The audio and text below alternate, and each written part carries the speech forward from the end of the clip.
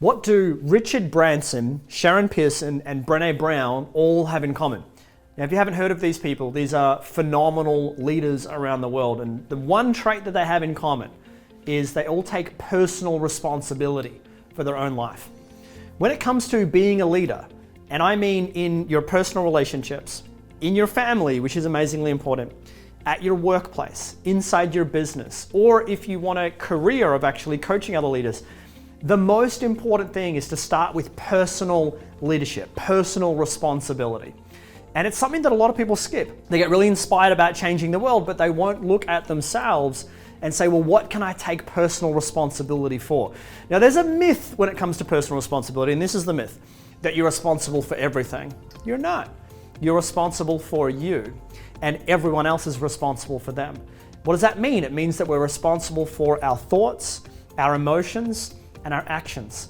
And to go deeper into that, it essentially means this, that we are responsible for the relationship that we have with ourselves. It's up to us to do the work or to not do the work that's required to be able to get out of a life of negative thinking and step into a life of empowerment and self-compassion.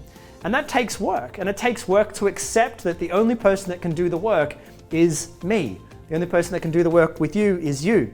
Now, when it comes to leadership, the ultimate goal is to inspire everyone else around us to do the same thing.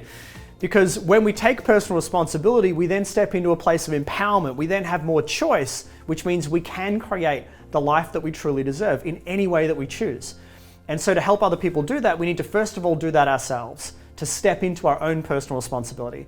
The other thing that we're responsible for is our responses and our reactions to things. So I wonder if you notice that two people can be involved in the same situation and one person has what you would say maybe an emotionally appropriate response. And then another person can have an emotionally drastic response. So say, for example, you could have two people that are involved in maybe a small car accident. And one person says, well, that is kind of annoying and I wish it didn't happen, but I've got insurance and it's going to be okay. Or you could have another person that overreacts and says, it's the end of the world and my day is over and this always happens to me and this is my fault. And they're overreacting to a situation.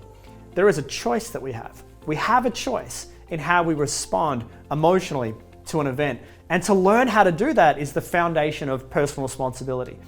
I really think about it like this. Did I live my day in a way where I can look back on that day and say, I'm proud of how I showed up to that day. I look back and I think, you know what, that was really awesome. Instead of how many days do we have where we look back at how we handled ourselves and we go, you know what, I really let my anger overcome me or my anxiety overcome me and I really acted in a way that wasn't really me. It was out of alignment with my values. The last thing is we're responsible for the actions that we take or that we don't take. A lot of people are wishing, waiting, and hoping for something outside of them to change before they just change something themselves.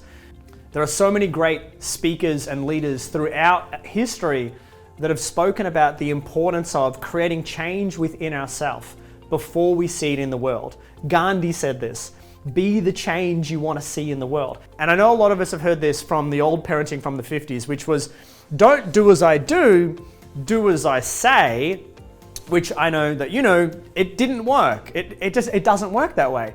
Instead, we change people through our demonstration, through who we are as people. And so that really is a decision to reflect on ourselves and say, am I living the life that I truly love? Am I living a life full of purpose, passion, and fulfillment?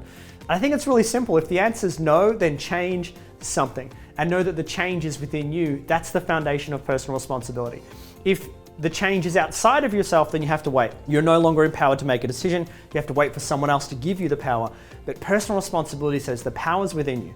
The ability to change sits within you. And that is what leadership is all about. Now, if this video has resonated with you, if you love the sound of it, it's been inspiring in any way, I'd love to invite you to go ahead and click the link. You'll head over to another page where I'd love to share with you a training that we're running. It's all about becoming a leadership coach, which can be applied to our own lives, the lives of others, families, friends, relationships, or starting your own business. Go ahead and click the link below, and I trust I will see you on the other side.